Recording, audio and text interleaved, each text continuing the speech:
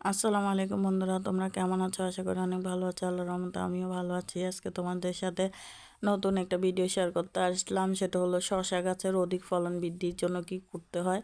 আমার এই শসা গাছটা পুরোটাই জৈব পদ্ধতিতে এত বড় হয়েছে, কড়া আসছে, ফুল আসছে। আল্লাহর রহমতে অনেকটা বড় হয়েছে, প্রত্যেকটা শাখায় তোমার করা আছে। আমি আরও ফলন বৃদ্ধি করার জন্য আর ফলনগুলো টিকে থাকার জন্য একটা রাসায়নিক সার ব্যবহার করতেছি, ইউরিয়া আর লাল পটাশ, কলই। এগুলা ব্যবহার করলে ফলগুলা টিকে থাকে, এগুলা ঝরার সম্ভাবনা থাকে না, সম্ভাবনা কমে যায়। এই জন্য আমি এগুলো ব্যবহার করতেছি।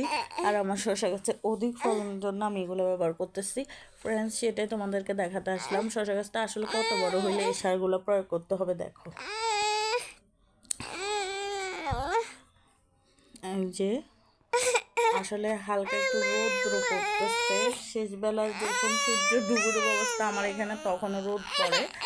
আমি তখনই ভিডিওটা করতেছি, দেখো তোমরা। এই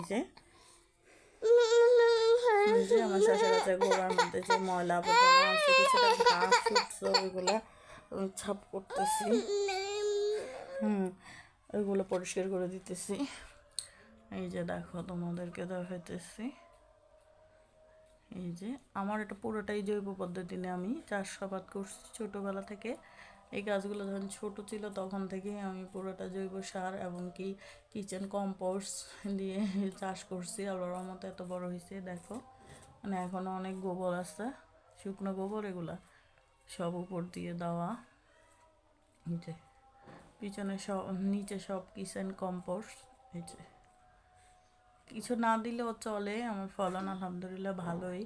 তাও আমার কড়াগুলো টিকে থাকার জন্য, ট্যাক্সি হওয়ার জন্য আমি এই সারগুলো ইউজ করি, তাই তোমাদেরকে দেখাচ্ছি। এটা লাল পটাশ, এটা দিলাম। এখানে কিন্তু কলই সারও মিশ্রণ করা আছে আমার এখানে।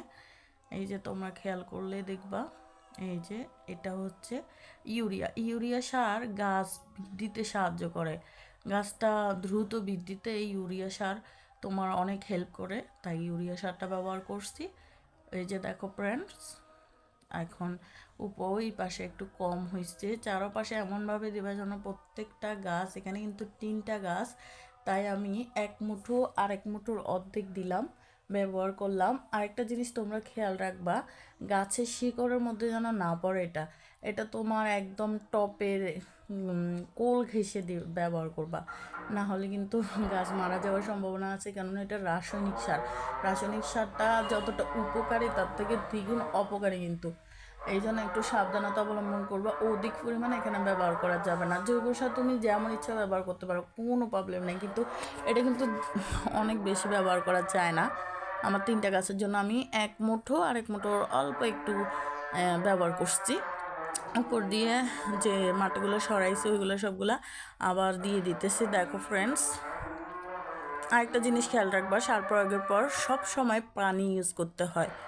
অনেকে এই ভুলটা করে। এই যে দেখো, আমি পানি নিয়ে আসছি, এই পানিগুলো সবগুলোই আমি গাছের গোড়ার মধ্যে দিতেছি। যেখানে সার প্রয়োগ করছে ওইখানে কিন্তু দিতেছি না, গোড়ার মধ্যে দিতেছি। আমার জায়গাটা এমনিতে একটু ভিজা ভিজা টাইপের স্যাঁতস্যাঁতে। এই যে দেখো, সবগুলো পানি দিয়ে দিলাম। ফ্রেন্ডস, আমার ভিডিওটা যদি তোমাদের কাছে ভালো লাগে তাহলে আমার ভিডিওটা সাবস্ক্রাইব করে দিও, লাইক করে দিও, শেয়ার করে অন্যকে দেখার সুযোগ করে দিও ফ্রেন্ডস। বাই।